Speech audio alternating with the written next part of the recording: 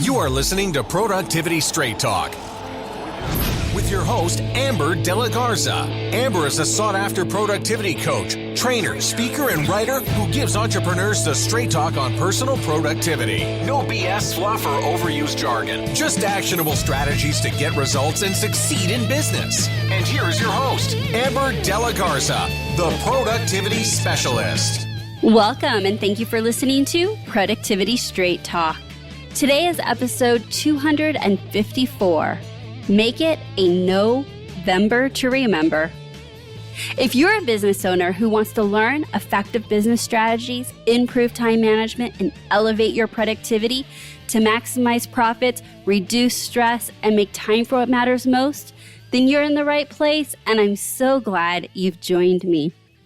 We're going to dive into the topic of saying no to anything that's not serving you or your business, so you can free up your time and energy for the activities that do. Today's episode is a replay from several years ago, but the content is still just as relevant today. Many of you have probably not heard it, and for those that have, this is a great reminder to take action on this simple but powerful strategy to elevate your productivity. And now, let's get to the straight talk. When you think of November, what comes to mind? I know for me, it brings a lot of really good memories. Maybe it brings up the thought of autumn colors, pumpkins, apple cider, maybe falling leaves, not here in Vegas, but I'm sure for most of you listening, fuzzy sweaters, mittens, pumpkin spice, everything, Thanksgiving. There's a lot of fantastic memories to be made each November as the weather gets colder, the seasons change, and the holiday lots start popping up all over town. Well, this November, I am challenging you to make it one to remember, but in a very different way. I want you to make it a November where you double down on the activities that align with your goals and vision of success, and muster up the courage to say no to those that don't. Put the no in November so that you can soar into 2020 less overwhelmed, less overcommitted, more focused, and more productive. So here's the deal. I could probably talk on the topic of saying no for hours. And the reason I can talk so passionately about the power of saying no is because I have seen it literally transform my clients' lives and mine. My friends' lives, like even my girlfriends that are in business, a lot of the conversations we have are about talking. In fact, this morning, I had one of those SOS emergency calls with a very dear friend of mine in business. And her call was to just talk out and help make a decision about something that she knew in her heart she had to say no to. And ironically, I knew this was on my calendar to talk about today, but I could have recorded this episode nearly any day of the week and had a story from that day of either a client or myself or a friend saying no to something. And what I want to share with you is that while this strategy is incredibly simple, it's not always easy. It can be one of the most gut-wrenching, scary, you think you're making a mistake or letting someone down or trying to outthink what the repercussions are of saying no. And at the end of the day, the quicker you can move into no, the quicker you can move on to yeses that light you up. And so one of the skill sets that I have practiced over and over and over again is that first I want to listen to myself. I want to hear those voices of when I believe that an activity, a commitment, an event, you name it, even people, that if that's coming up for me as maybe it's a no, I listen. And when I say I listen, it's because I truly believe that instinctually we know what is right for us and what's not right for us when we are clear about our goals and vision of success. So if you are not really, really clear about your goals or what your ideal vision of success is, i.e. your lifestyle and how your life and your business work together, those voices, I don't think can be heard through the noise because everything looks like an opportunity. Everything looks like something that perhaps you should say yes to because you're not quite sure if that's the one opportunity that is going to make or break your business. And the fact is I actually did an episode sometime back about opportunities that are dressed up as distractions. No. Distractions that are dressed up as opportunities. That's what I meant to say. And that episode hit home for many because oftentimes we are approached about things that we want to do in our businesses or opportunities, and perhaps they are an opportunity. But the fact is they're not in alignment with our goals, supporting our goals or vision of success. In that moment of time or that season of your business, quite frankly, they're more of a distraction than supporting you on where you want to go. When you say yes to those types of opportunities, you're actually asking for a derailment, right? So if you were on a road trip between where you're at now and where you want to be, which is your goal, and you see something shiny and it's a turnoff, you may be adding hours, i.e. months, and sometimes even years when you take a detour on that trip. And so what it takes is to be really, really clear with the pathway that you want to take and stay committed to it. Now, I am not saying that there will not be changes and detours because the road is closed, i.e. the path that you thought you were going to go down.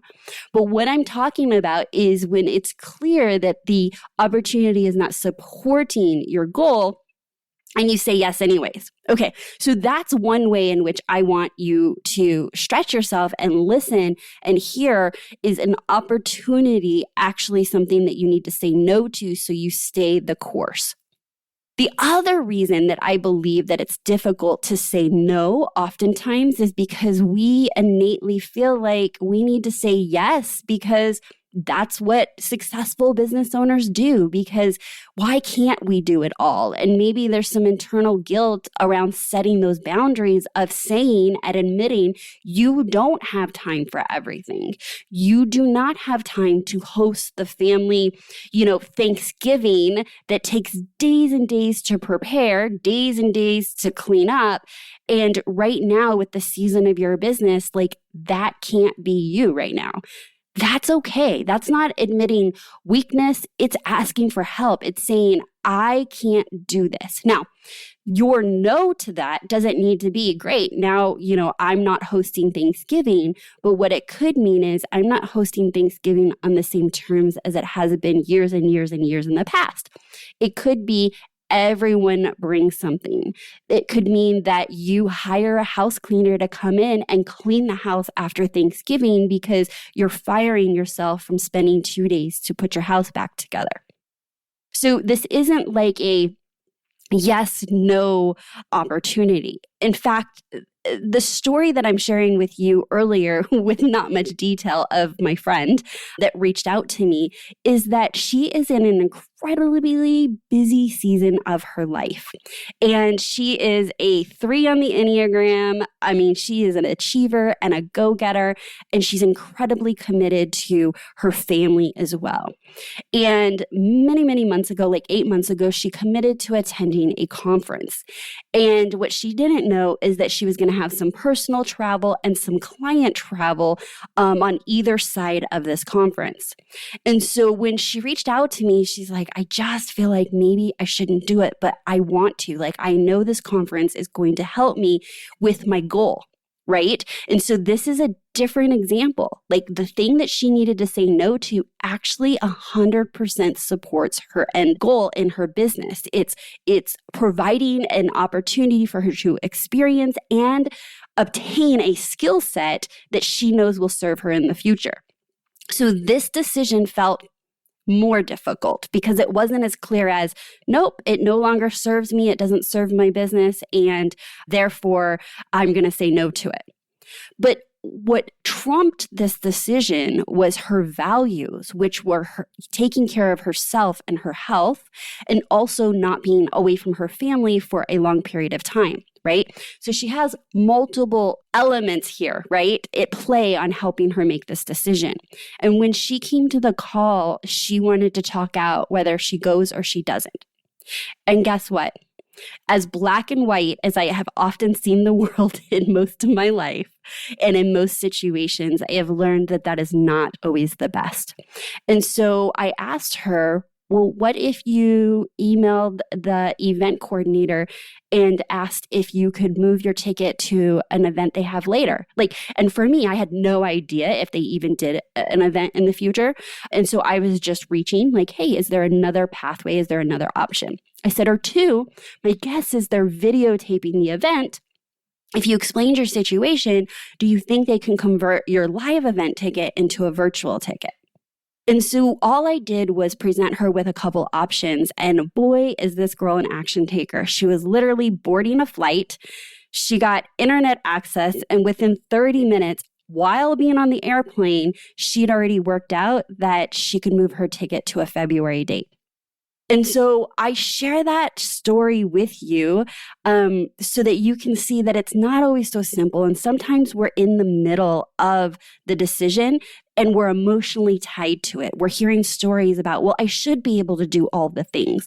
And my business really does need that thing. But my gut is telling me that enough is enough and right now is not the right time. And if I could tell you anything, it's to lean into that.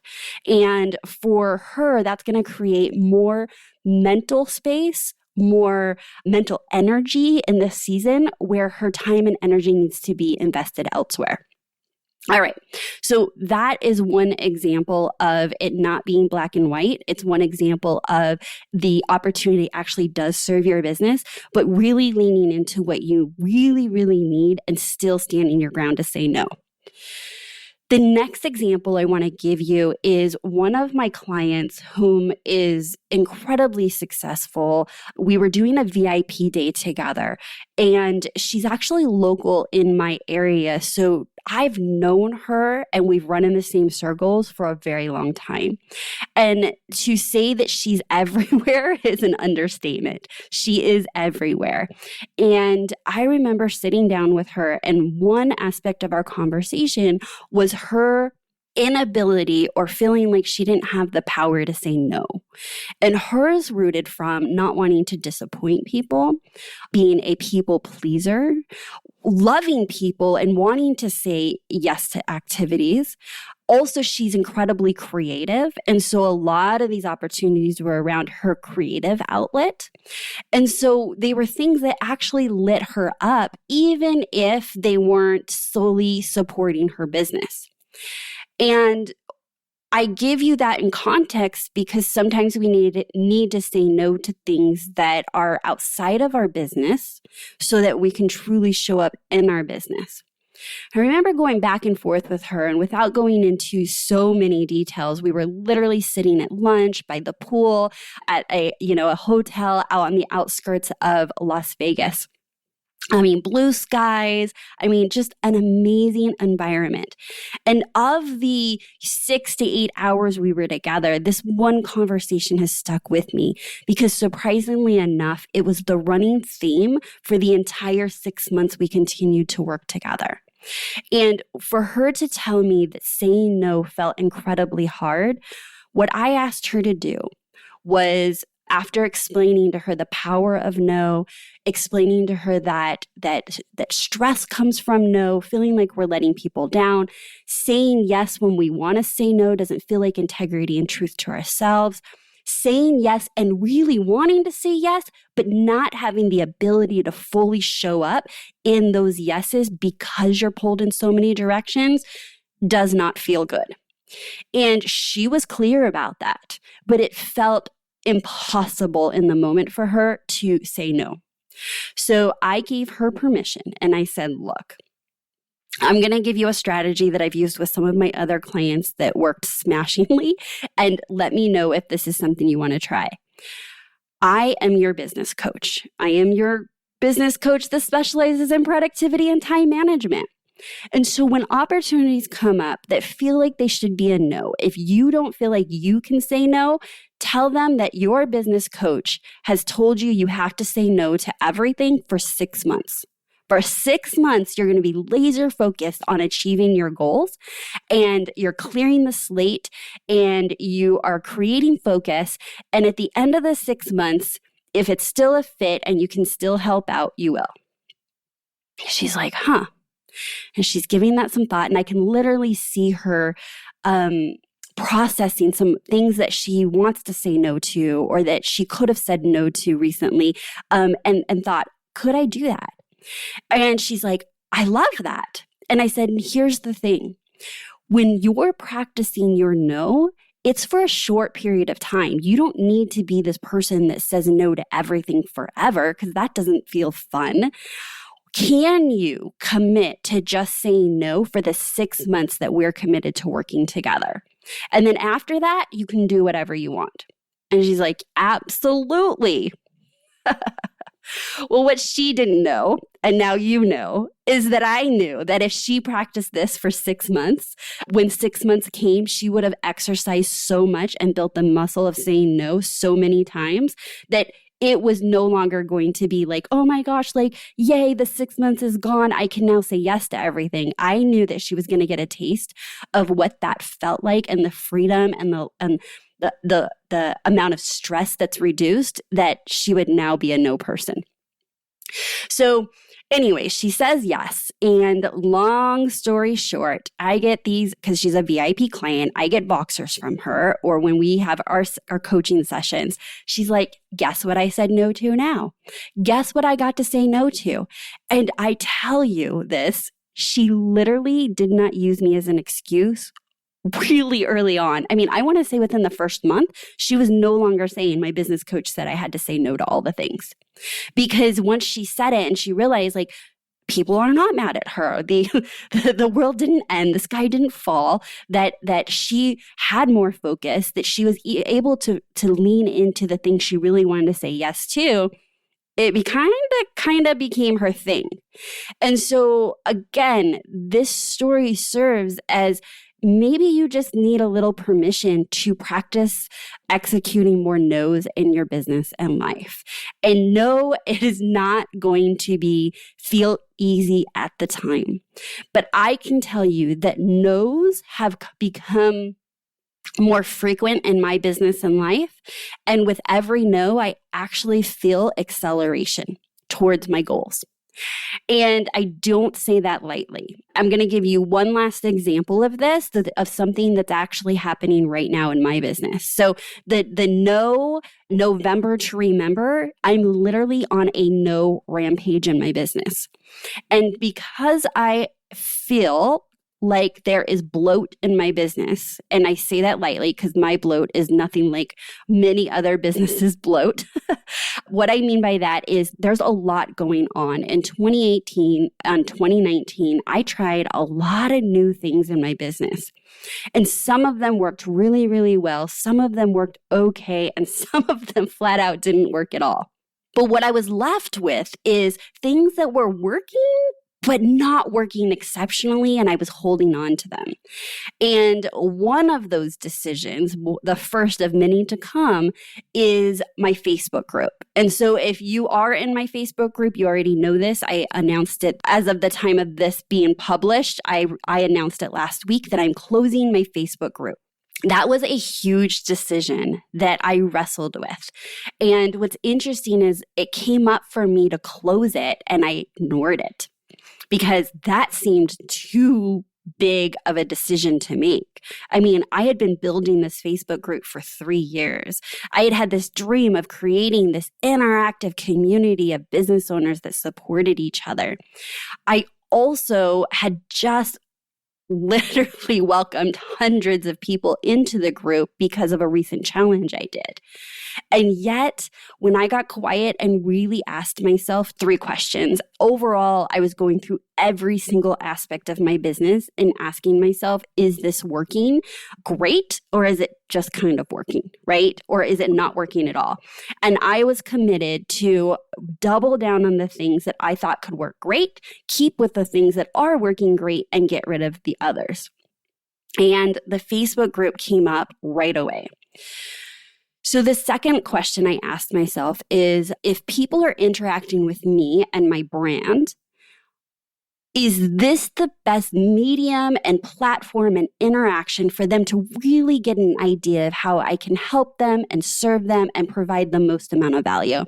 And that was a resounding no. The Facebook group is not. For the time investment of being involved in the Facebook group or reading the posts, I did not believe it was like an over-the-top value exchange for that time. And so I asked myself, well, what is and what can be?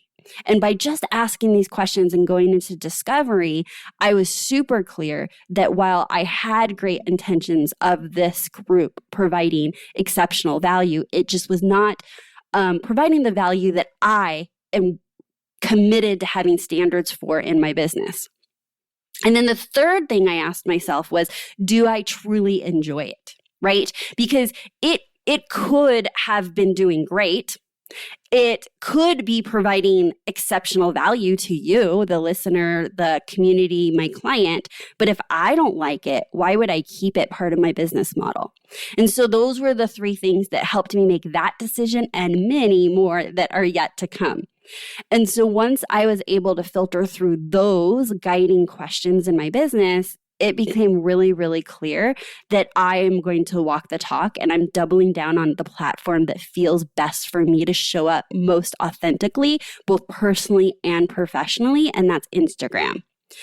And it's also my email list. So my email list, I provide a lot of value. You're the first to know about any kind of offer. I am giving you stories, things that are not shared anywhere else for those of you that are on my email list. And then also the podcast. So not in any particular order, but as we move into 2020, where do I want me and my team's energy to go? Well, I want to up-level my presence and how I serve on my email list, on the podcast, and on Instagram. And to do that, while also reaching other goals in my business, I have to subtract first. And so one of those ways was the Facebook group. And that's eventually how I came to the conclusion of the Facebook group being closed. Once I made the decision, I was not backing out of the decision. I created the exit plan and what that looked like and how I was going to communicate it and, how I was going to let people know and where was I going to ask them to then follow me and connect with me so I don't lose those connections because I still want to serve, just not there. All right. So long story short, I shared with you several examples of a friend, a client, and myself saying no. None of these stories are even remotely close. And my guess is what you need to say no to isn't even remotely close to the 3 examples I gave you, or maybe it is. What I want you to walk away from today is that as we're moving into 2020 and we're moving into the holiday season and we're closing out Q4 of 2019, to speed up, which I know that's what you want, meaning speed up and achieve your goals quicker and faster, you've got to say no. Like you've got to release and subtract things to be able to add anything. And the bloat that I was referring to is when you're in fast, rapid growth mode and you're trying a lot of new things, and many new business owners are extremely guilty of this, is that you just keep weighing yourself down and you're not giving yourself an opportunity to really, really show up because you consistently feel like you are pulled in many different directions. And so if that's you and those are feelings that you're rumbling with, I would advise you to really ask yourself, what can you say no to? And if you don't feel like you can say no, I would say reach out to someone to talk it out and feel good about that decision. Step into that decision as quickly as possible and move through it onto your yes. I have loved having you listen to Productivity Straight Talk, and I sure hope you found today's episode to be valuable. But I need to be straight with you. No change, no change. Without taking action, nothing will change for you or your business. So, I told you this was a simple but powerful strategy. And simple does not mean easy. The challenge here is that you now know the power of saying no. You understand that when you're saying yes to everything, you're actually saying no to yourself quite often. And what I want you to do with this take action is when you're done with this episode, really pause and ask yourself, what can I say no to? What is one step I can take after today's episode? Because that will give you the momentum to say no to the next thing and the next thing and the next thing. This is not about saying no to everything, but rather empowering you to say no when you actually want to say no so that you can say yes, a hell yes, to the things that really matter most to you. If you would love business coaching, support, and community, then I invite you to check out my Leverage Lab program. You can learn more and join us by heading on over to amberDelagarza.com/Leverage Lab. And before we close out, I have an ask of you. I would love for you to share this episode or any episode you have found to be valuable with another business owner. Sharing Productivity Straight Talk is the best way to support the podcast and to support fellow business owners. So that's my straight talk for you today. Until next time, have a productive week.